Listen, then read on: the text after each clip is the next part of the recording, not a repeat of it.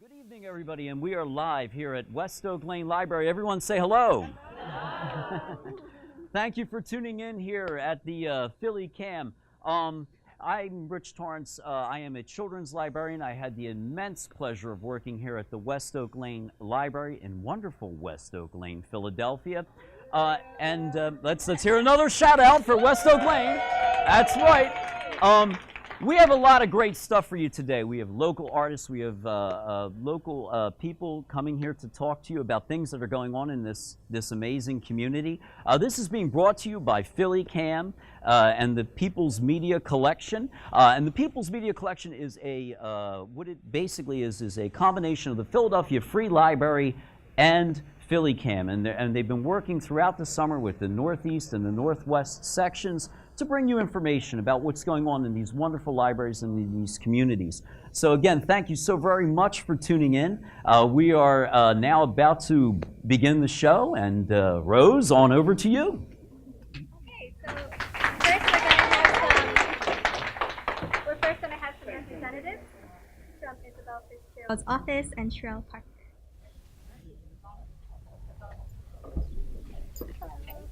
Good. Hello. Hi. Okay, would you like to introduce yourselves first? Yes, I am Charlene Waller. I'm Chief of Staff for State Representative Isabella Fitzgerald. My name is Solomon Leach. I'm Director of Communications and Research for Councilwoman Sherelle Parker. Okay, so could you tell us a little bit about the developments and projects that are in the works as of today for the community? Sure. So one of the things that Councilwoman Parker, who represents this area where the library is located, is working on is middle neighborhoods. And that's it's sort of a fancy term, but really what it means is just areas that are sort of teetering between growth and decline.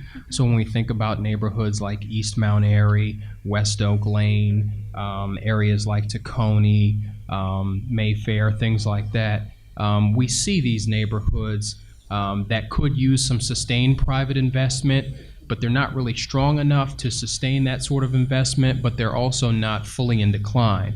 And so these neighborhoods are they were the population centers of older cities like Philadelphia, St. Louis, Detroit, decades ago, but we've seen decline in them now.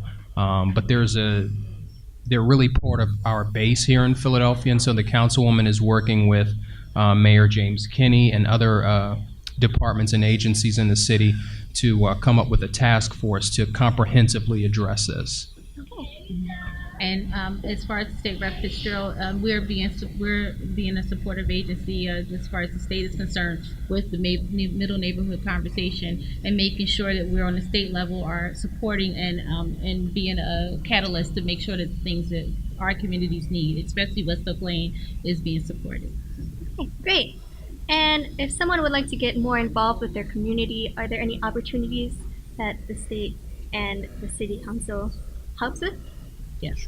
So for the Office of State Rep Fitzgerald, we're located right at 7178 Old Gons Avenue, and we're there Monday through Friday, 9 to 5, and we offer a plethora of state level services to the community. We also do quality life town hall meetings and other things, and there are opportunities for people to volunteer to support those endeavors in our office and within the community. Sure. And our office is located in City Hall, room 577. You can go on phlcouncil.com and get in touch with us and volunteer. I would also say that there are other great ways that people can get involved if they want to be part of their police advisory councils. The Mount Airy Community Council is very active. You can look them up on social media and see how to get involved with them if you live in the Mount Airy area. Okay, great. For the West Oak Lane area, it's the same. There are the West Oak Lane Business Association. There is the Concerned Black Men. There are other organizations within our community. All of the wards have different organizations that you can be a part of, and especially your library. The library is looking for volunteers right now. Awesome. And just one thing, if I could mention, the Councilwoman is having her 10th annual College Vocational and Labor Fair on Saturday at Enon Tabernacle Baptist Church. So a great opportunity for people to come out if they're in the area, talk with some admissions reps, also see some of the labor unions that are around the city and learn about some of their apprenticeship programs. So it's a great opportunity if people are free on Saturday. It's from 11 a.m. to 2 p.m. at E9. Okay. And that was a lot of information. So is there anywhere where the audience can go look it up or search? Sure, they can go on phlcouncil.com. We have a flyer here, and there are some flyers here at the West Oak Lane Library as well, and also on our social media page. If you go to Councilwoman Sherelle L. Parker on Facebook or Sherelle Parker 9 on Twitter or Instagram. Okay. And for the Office of State Rep Fitzgerald, you can call us at our office at 215-549-0220 or visit iFitzgerald at pahouse.net. Okay, great. And that wraps it up for us. Thank you so much for having Thank us. you for being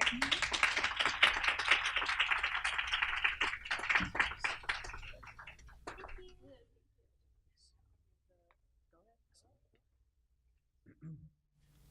That was absolutely fantastic. Let's give them a round of applause. Thank you so very much for your tireless work on behalf of this community. And so now next, let's see what we have.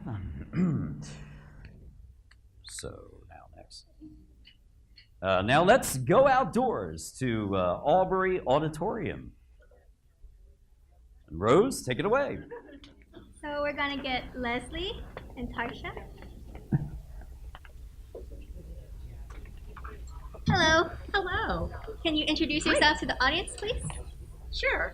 I'm Tarsha Scovins, and I work as a co-founder for Let's Go Outdoors. And I'm Leslie Surf from Aubrey Arboretum. I'm the volunteer coordinator. Awesome. So can you tell us about your program? Sure. Let's Go Outdoors is a program that actually came into existence here in the West Oak Lane, Mount Airy, Germantown area. And we had our founding here, basically. And what we do is we really bring outdoor experiences to city communities. Whether it be camping, hiking, fishing, anything like that, we are trying to really engage our community in these activities, whether it be from birth through adults.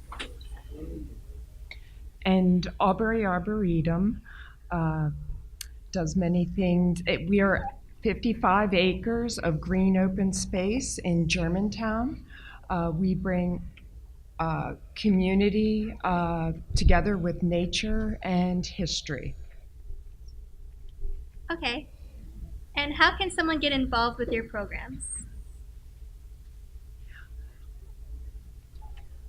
Somebody can get involved in our programs by, one, actually, if you are a school representative, teacher, organization, block captain, leader, by all means, you can actually contact us and we can actually arrange for trips. We can come out to do programs. We can actually work with the youth and adults to really start to engage in environmental education, outdoor experiences, and or pretty much any type of activity that has to do with the outdoors or environmental education or nature. And we offer many programs, from volunteering as a member of a garden club or our pollinator habitat at Aubrey's Agricultural Village. We have a teen leadership corps program for after school and on weekends that teaches farm to table skills. And we have dinners seasonally. You can go to our website or call us you can go to our website at aubrey.org or call 215-849-2855. And we're open. We have a building called the Cope House. It's open from 9 to 5 every day of the week. And Aubrey, the grounds are open every day of the year from dawn to dusk. You can come walk your dog on a leash, have a picnic, fly a kite. The property's for you to share. Mm-hmm.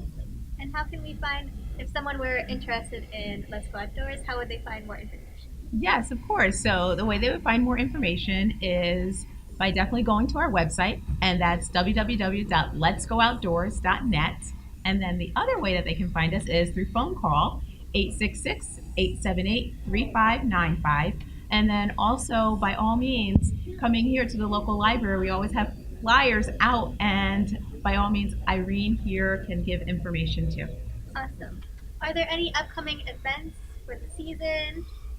Oh yeah, thank you for asking that because that's awesome. One of our big things is we have a program. It's a three-part program that we would love for any organization or school or any type of group to take part in. It's called Outdoors 1, 2, 3. And basically we start by visiting your organization and offering a youth type of activity in the classroom or at the site. And then we come back again and we actually take the kids, youth, or adults, it doesn't matter, outdoors, right in the neighborhood. And then we do a third part where we arrange for a field trip. And again, that's all no cost, so please reach out to us. Aubrey has a nature photography workshop this coming Sunday, and you can come to the house and get a flyer or sign up online. We have an Adventure Woods Discovery Day. It's a natural material playground that's opening on Sunday, September 24th. That's an all-day event with face painting, s'more making, giant loom weaving, very interesting outdoor activities for children and family. And then we have a tree planting sponsored by the Pennsylvania Horticultural Society. That is on October 14th, and we'll be planting over 300 saplings, and we need lots of volunteers. So I'd love to see you there. And the Harvest Festival, our annual Harvest Festival, is coming up October 28th. So that's also a family event. Awesome. And just to wrap us up, do you want to tell us one thing that is your favorite part about working for Let's Go Outdoors or an Arboretum? Oh, yes. Of course. So one of the fantastic things about Let's Go Outdoors and what we're doing is we really are bringing outdoors to neighborhoods. So it's not really where we have to say, okay, you live in West Oak Lane, you live in Mount Airy, Germantown. You don't have to leave your neighborhood to experience the outdoors with us. We will come to you and we will show you that the outdoors exists everywhere and it's for everybody. Awesome. And what was the question again? I was so engaged listening to Taisha. What is your favorite part about working with the Arboretum?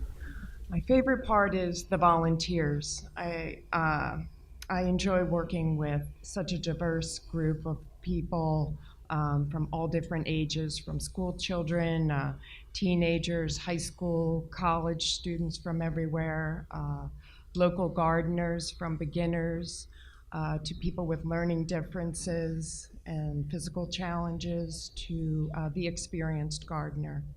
That's my favorite part. Thank you very much for being on our show. Yes, thank you, Thank Rose. you for having me.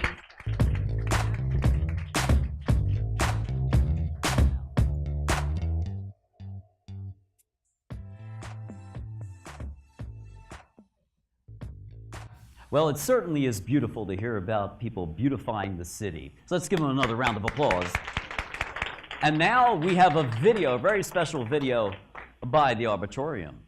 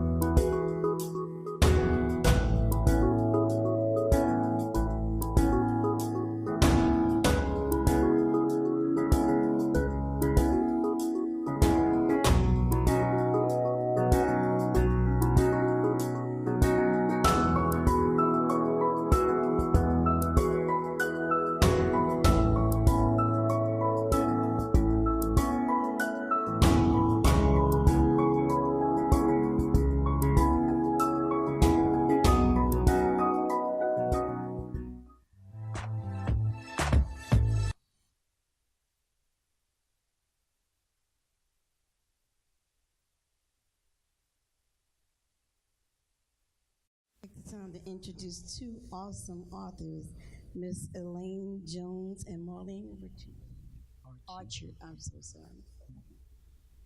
Hello. I'm glad to be here. I'm going to share a short reading from one of my books. I have two that you can actually find here in the library system. One is called Price Road, and the other one is On Dancy's Trunk, both surrounding Black history. One is fiction, Price Road is fiction, but On Dancy's Trunk is absolute truth. And I'm going to share with you because I grew up in Philadelphia and have experiences here. This book is full of Philadelphia history. There was a special moment that became ingrained in my memory about my 9th grade experience. In 1954, Judge Raymond Pace Alexander was guest speaker for one of our assembly programs. Judge Alexander was a nationally known lawyer, the first Negro lawyer to hold a position on the Common Pleas Court of Philadelphia, nationally known because he served as counsel to the NAACP and as president of the National Bar Association from 1933 to 1935, which is the parallel organization to the American Bar Association. The American Bar Association did not admit Negro lawyers until 1952. When Judge Alexander came to speak to the Barrett Junior High students, he was a famous politician, a member of the Philadelphia City Council. Since I was vice president of the school, it was my duty to introduce the speaker. Although I was accustomed to speaking in front of a crowd, Judge Raymond Pace Alexander was so important. He was a living figure of history indeed. I was a ball of nerves. It was such an honor to sit on stage next to this distinguished man. I had not slept well the previous night because my brain wouldn't shut up. I kept thinking about what I was going to say, and my innards seemed to rattle, keeping me running back and forth to the bathroom all night. While waiting, a waited moment arrived. I tried to breathe normally as I sat stiffly next to Judge Alexander on stage. I crossed my legs at the ankle for the necessary ladylike control. Suddenly, my knees started to knock together, and I couldn't stop them. It was so embarrassing. In an effort to contain my nerves, I placed my hands over my knees and concentrated on my breathing. Breathe in deeply. Count. 1, 2, 3. Hold your breath. Count again. 1, 2, 3. Exhale slowly. It didn't help. My full 3-yard wide starched skirt looked like macaras over my ruffled horsehair crinoline slip. My knees and my skirt were doing a duet right there beside the judge. When this important man observed the pure agony that I was experiencing, he reached over and placed his large hand over mine, and then he whispered in my ear, "It's all right. I'm so nervous my knees are shaking too. It happens to me all the time, but I always get through it, and you will too." I looked at the judge in disbelief and embarrassment, perilously close to tears. I thought, surely a man of his stature would never be this nervous. Judge Alexander continued to hold my hand as his eyes met mine, held him captive. His return look was filled with compassion, and I felt comforted. I managed a smile and took another deep breath as I walked to the podium to introduce this great man. When I headed back to my seat, Judge Alexander stood up. His tall, slender frame, 6 foot plus, towered over me. He bent into an elegant bow, directed toward me. He grasped my hand firmly in both of his and gave me an extremely strong, vigorous handshake. At that moment, the judge did not immediately rush to the podium to begin his speech. Instead, he paused as if he had nothing more special to do than to give me his undivided attention. Time stood still for me momentarily. Then Judge Alexander rose from his elegant bow whispered in my ear, only for my hearing. Good job, Elaine. Now remember what I told you is a secret. I was able to sit down without my knees shaking anymore. I didn't remember anything about his speech, but whenever I have to speak in front of an audience, I think of Judge Raymond Pace Alexander.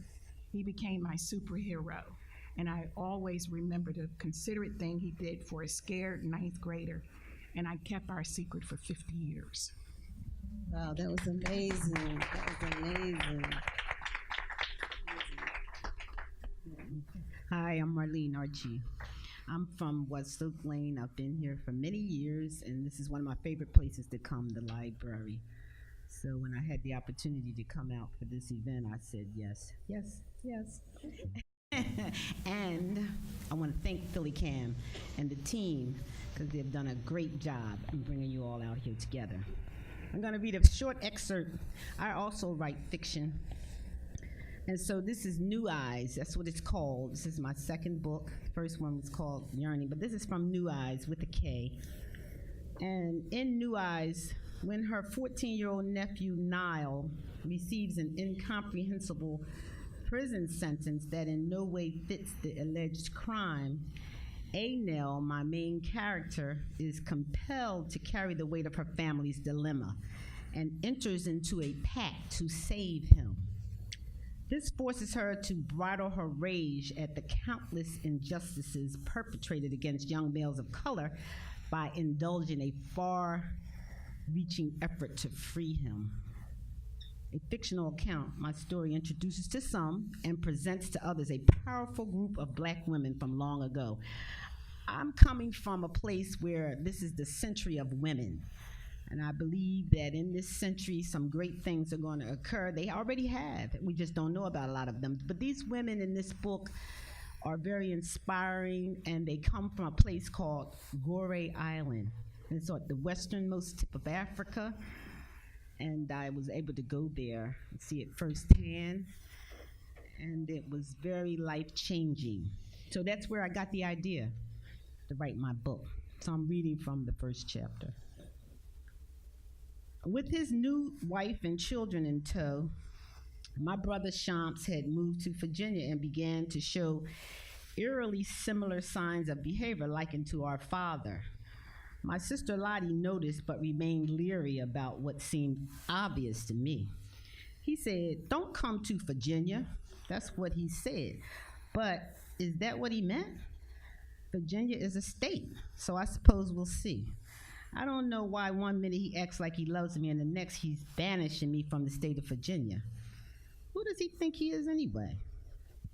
I was glad Lottie saw fit to come down with me. Won't he be surprised? I just hope to have a good visit with his family, even if he doesn't welcome us. We were driving east on 64 and Interstate 64 and would arrive in an hour or so. I sighed, as if to breathe out the thoughts that I couldn't close my eyes and will away. Erratic thoughts of the previous summers when he seemed happier, when we couldn't wait for summer to come again so we could get together. And now he said not to come? Hadn't imagined things would ever be like this between us. What's going on with you? Lottie's voice broke through my thoughts. She looked over at my profile. Why? I pressed my lips together and gripped the steering wheel. What you thinking about? Is it about what Shamps told us? Really? She was staring at me sideways and asking me if what I was concerned about was our brother. Does she really want me to describe how I feel about Shamps banning us from Virginia after we developed such a caring relationship? What you think really happened to Niall? Whatever that's about is probably what's making his dad throw it off. This situation with his son, his gambling, and assuming an Islamic faith in college, that's all part of the problem. What'd he say happened? Said the police picked up Niall for attempted robbery, gave him 40 years. 40 years? What in the world? You know doggone well something is wrong with this picture. At 14, Niall could only get a sentence like that in Virginia with a racist judge. Plenty of them available down here. This thing with Niall has to be connected in some way with what happened before. You know the saying, the sins of our father are ever before us. We, including our brother, don't know the right questions to ask of lawyers and the authorities. What Shamps needed to do was talk to Dad. He ain't gonna do that, she said. Now look at him. He acting like he don't want help, telling us not to come down here. He needs support, or Niall's going to suffer in the criminal justice system. Without help, he'll be just like the thousands of our young people who go there, up a creek without a paddle. Let's just see how he acts when we get there. Let's see how Khadisha and the children are doing. See for ourselves. See if she would tell us what happened. Didn't y'all have a good visit last summer, she said? A lot has happened since then, huh? You know how to get to their new house? Yeah, I got lost last summer. Chomps came looking for us. He spotted me and the boys riding around the complex missing it. I was so happy to see him. He seemed happy to see me too. But it was only later, after our visit last year, that I began to rethink things after I'd considered everything. Awesome, awesome. Give these ladies a hand. This was an amazing read. I can't wait to read the books. Cannot wait. And I have a couple of questions for you guys, if you don't mind. Okay, they're basic ones. One of the first ones I want to ask you is, what brought you to write this book? What did you think about? Where did the mind process went? I understand you were thinking about the island that you had a chance to visit. I'm going to start with you, Ms. Jones. Okay, I'm Marlene Archie. That's okay. It's okay. What inspired me to create New Eyes was my creator and culture. And that's just the totality of all things that shape who we become. And so that's what inspired me. And there's a saying that I think it says, you cannot know who you were made to be until you first learn who God made you to be. Awesome. Now, Ms. Jones. Okay. My children. There's a lot of things that I knew about the family that they wouldn't know if I didn't tell them. Absolutely. So it became my mission to share with them what I could in a way that they would read it. If I'm lecturing to them, they're not going. If I'm just telling them, so I put it in a book in a story form, so that they would be able to go back. Everything in this book is absolutely true. It took me almost 10 years because I had to verify everything. Okay. Wow. So we got facts. So yes, actual facts. Everything is absolutely true.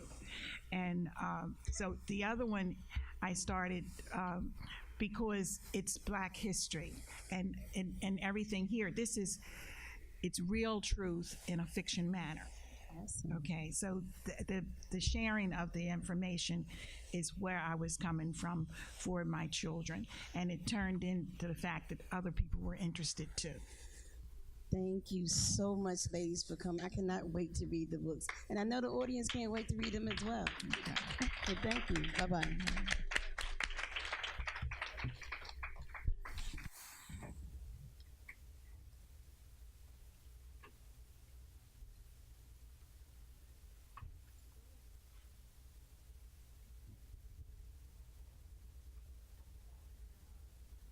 Some excellent educational and inspirational stuff. And now we have some videos, local videos that were put together for everybody coming on up.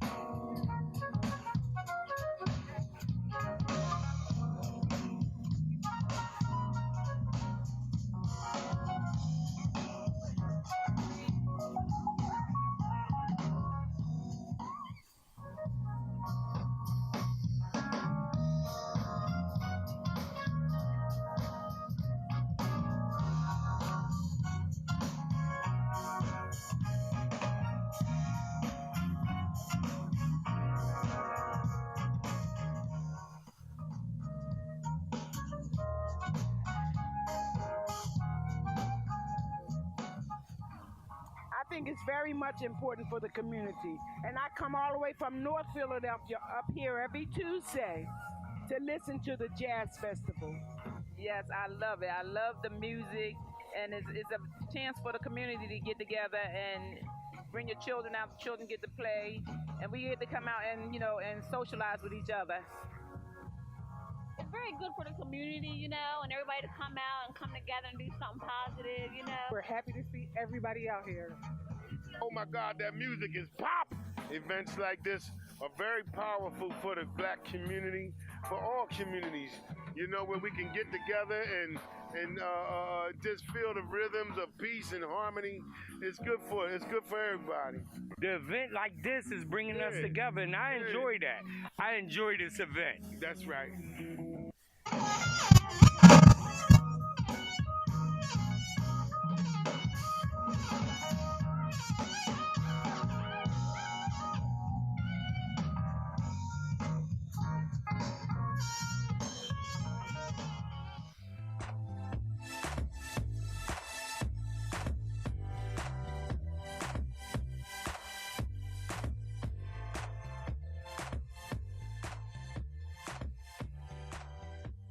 And now here's Rose with E. Marie Lambert from True Way YEF. Hello. Hi. Thank you for being with us today. So excited to be here also. So can you tell us a little bit about your program, True Way?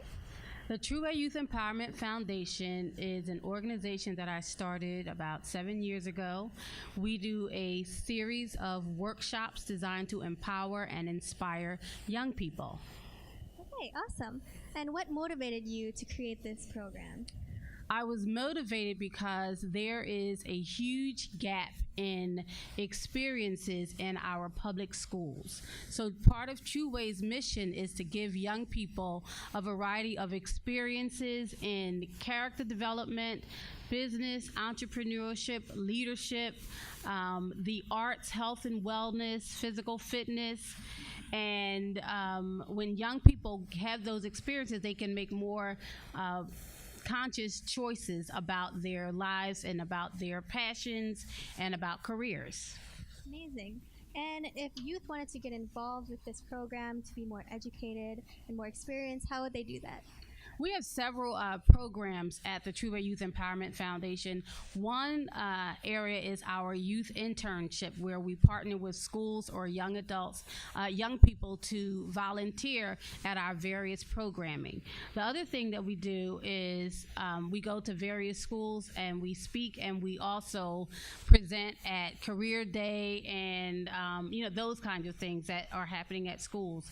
Youth can also visit our website at www.truewayef.org to contact us or to link up with us. Okay.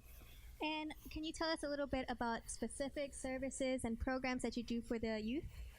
Yes, one of the things that we have coming up is our annual empowerment conference. It's our 2017 Fall Think Outside the Box conference, and that is Saturday, October the 21st at 3600 North Broad Street. And what we do is gather a wide range of professionals in the arts, sciences, health and wellness, business, and we present 50-minute interactive and engaging workshops for young people. So the young people go to our website and sign up for the conference, and it's an all-day professional conference for youth. They come at 8 o'clock. We give them a little continental breakfast. We have breakout sessions, and we also give them lunch.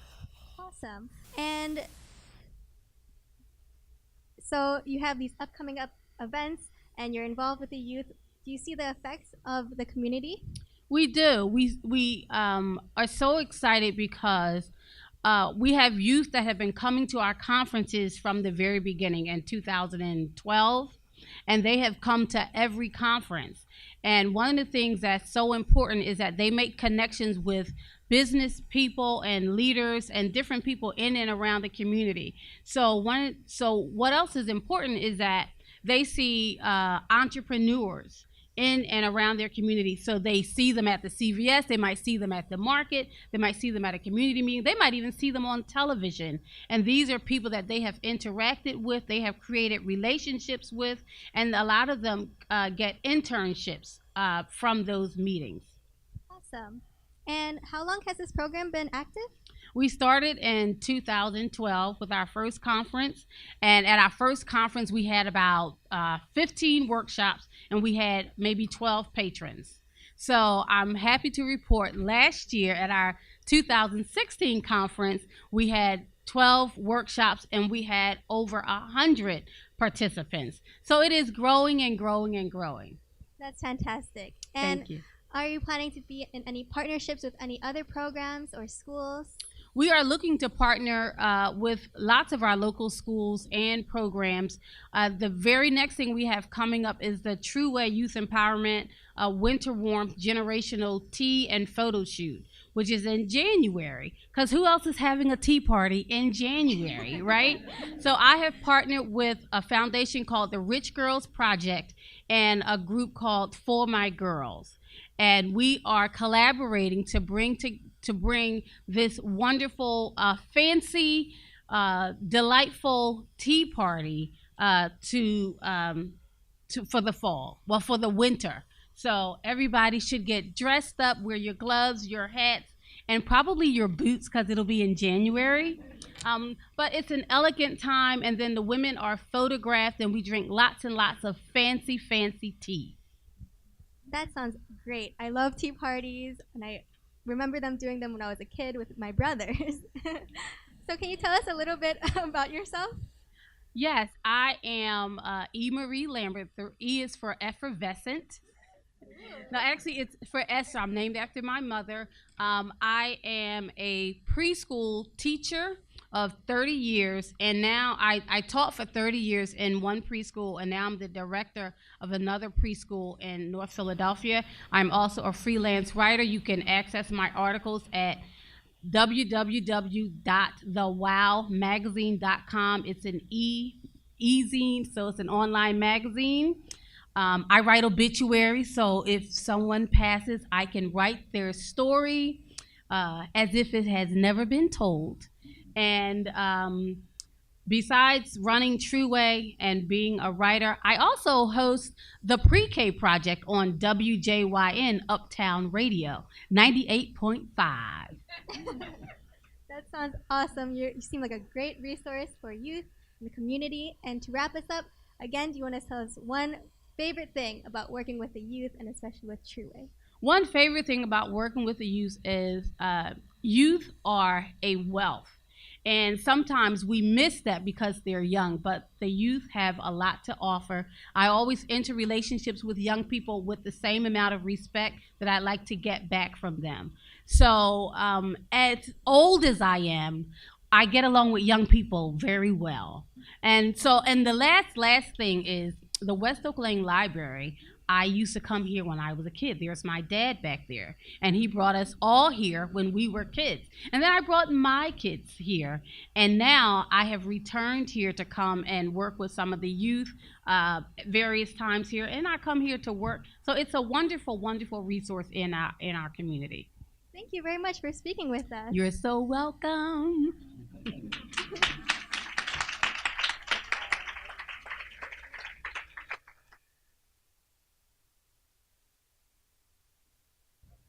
Thank you, Ms. Lambert, and that's fantastic. The next thing we have is some people talking from the community about various things in the community.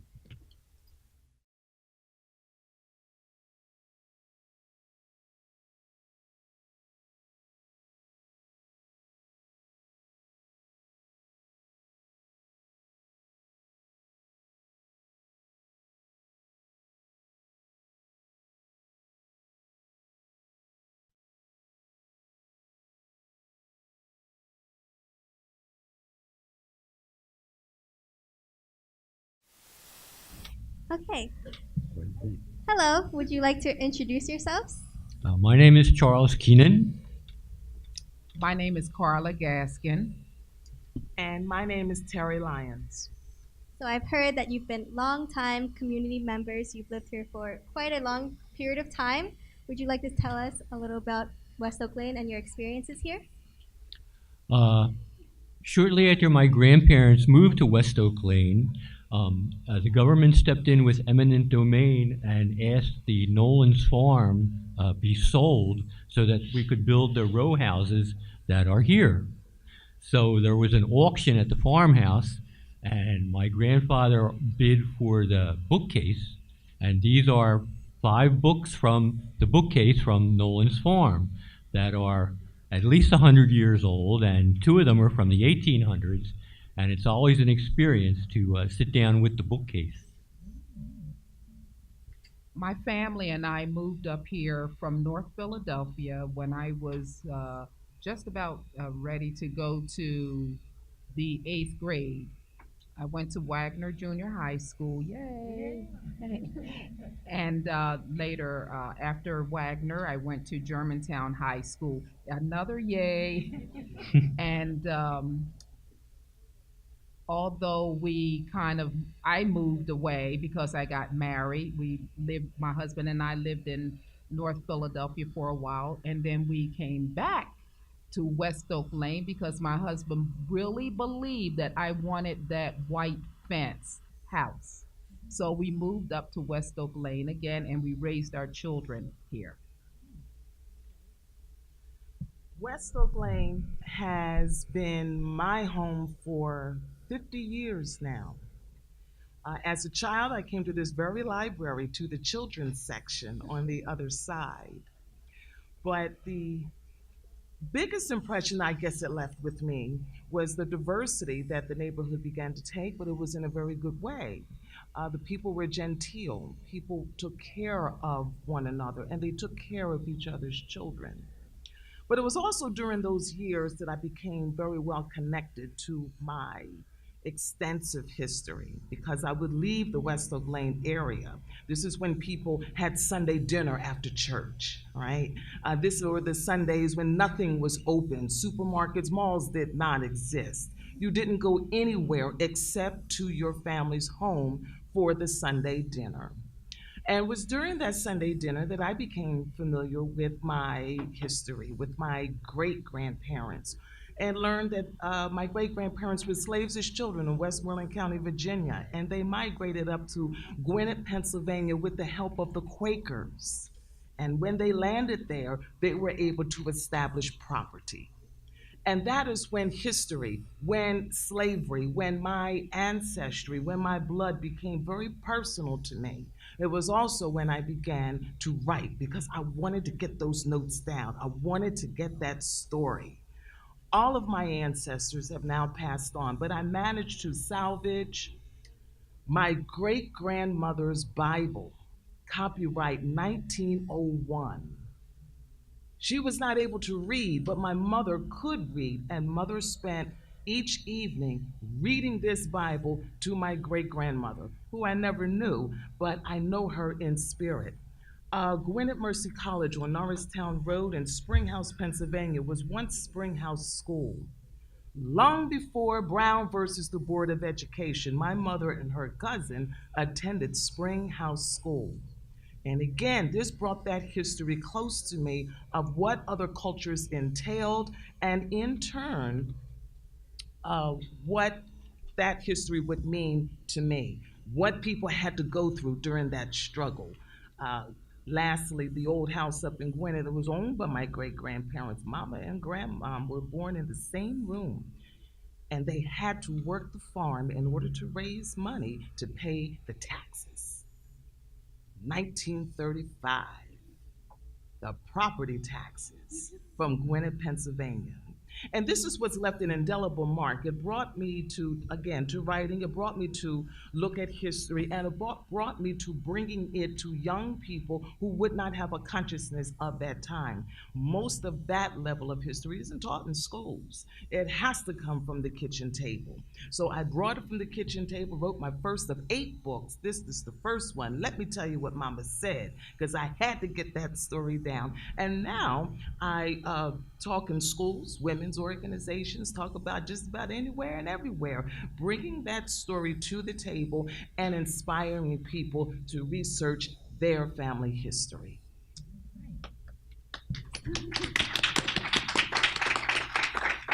And bringing it back around here, would you like to tell us a little bit of the changes that you've seen throughout the community? Well, in my life, huh? Well, my grandparents moved here in 1928 My life started in the 50s. Things are always changing. Don't think that things just change now. They're always changing. And I remember the 6 trolley. You remember the 6 trolley? Now it's a 6 bus. And Temple Stadium, we saw fireworks at Temple Stadium. Yep. And Littleton's Diner was nice. Well, you could go on. How about Hogan's Tavern? Hogan's in there. Oh my goodness, yes, indeed. Yes. My mom always said that I voted my first time there. So there's lots of things that have been here that are gone, but it's always changing. It's not going to stay the same. And it's probably just as good as not better than it was when I was young. And one thing that has not changed, though things are always evolving, but one thing that did not change was the military cemetery between Andrews and Haynes Street. Every Memorial Day, you can see a little flag out there on every grave, and it's always very well kept. And I think the community just kind of looks at it in awe. I've never seen any vandalism or anything there, and people just respect it. And that's one thing. But I remember that 6 trolley, man, that thing was just rumbling along. You could hear it coming. Yes. You knew when to run. You know? At the corner of Ogons Avenue and Topohawken Street was Renal Drug Store, and right next to it was the State Store. And this is when you didn't walk into the store, you had the counter and you were served. Yeah, and I remember you could hear the rumble of the trolley coming, and you would see the people running out the State Store to catch that 6 trolley. Right across the street was the Renal Theater. It is the Upper Room Baptist Church, I believe now. During those days, it was the Renal Theater. It was where I first saw my first movie, Chitty Chitty Bang Bang. And right down from there was a 5 and dime store. We could get, it was the children's delight. Between Ogons Avenue, Stanton Avenue, and Washington Lane, you didn't need Center City. Thank you. Thank you all for coming on our show and talking about the history. It was really great. Our pleasure.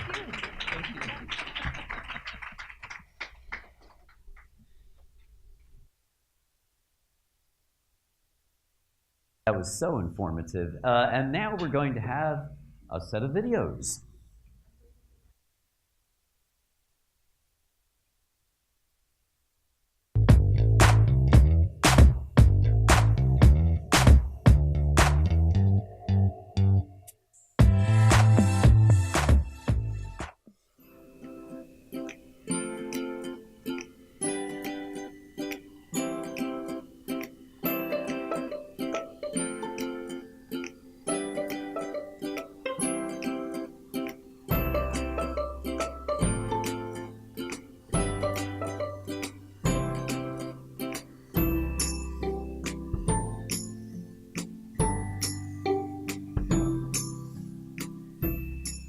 I'm Anya Doley. I'm with Best Friends Community Cats Project, and we are a 3-year program funded by PetSmart Charities, and we work with ACT Philly to reduce the stray cat population in the city.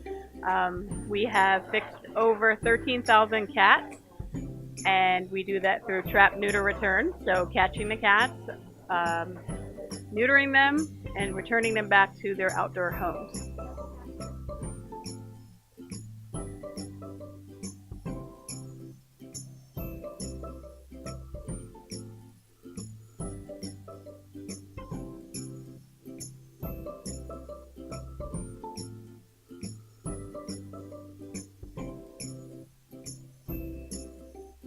Today's workshop, if you look in front of me, you'll see a trap. This is the trap that the cats are caught in, transported in, and housed in during their surgery.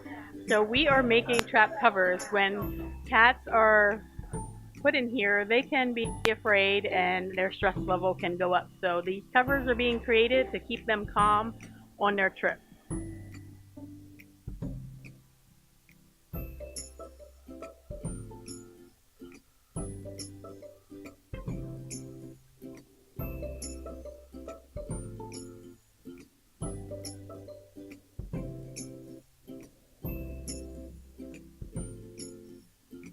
Best Friends' motto is save them all.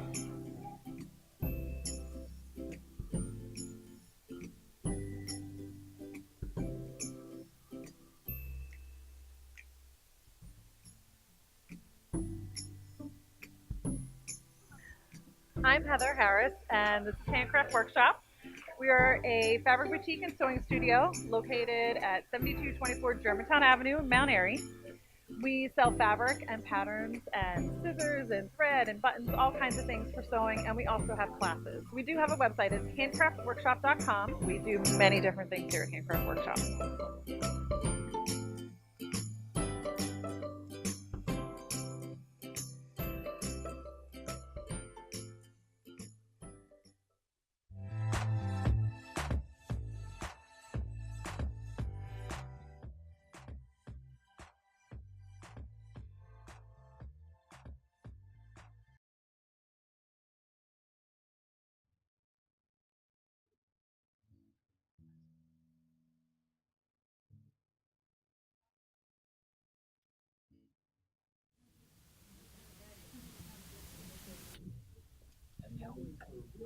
We have two groups, family groups here who are going to share some music with us, so please give them a round of applause.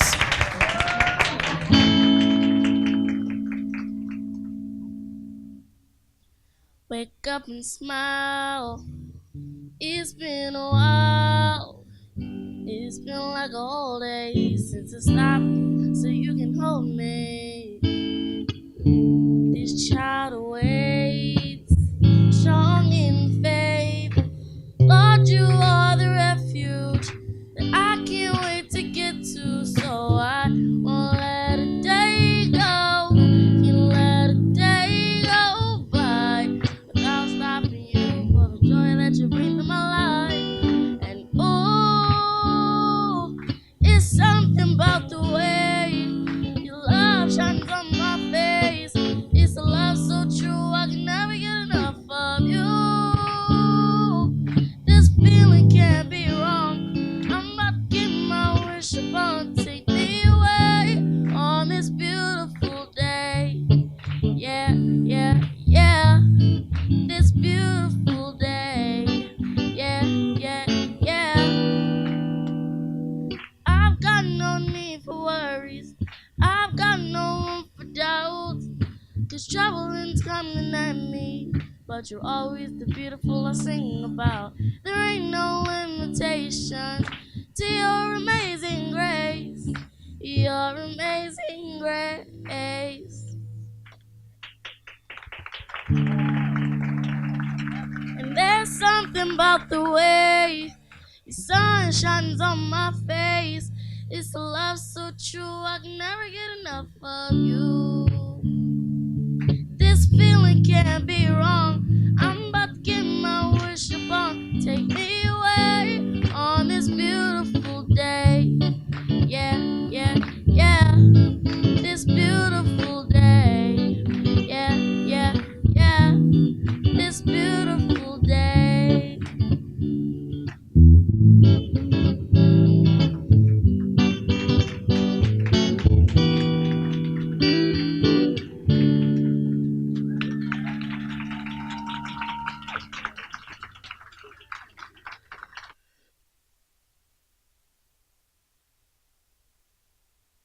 Are about really, we're not anymore about the shush, shush, shush stuff. We're about coming together and enjoying ourselves and having a good time. Let's give her another round of applause. I mean, that was just fantastic. Thank you. And we want to thank everybody for tuning in out there from Philly Cam and from everybody. And they were going to take you out with one final performance here. And everybody, give it up for them.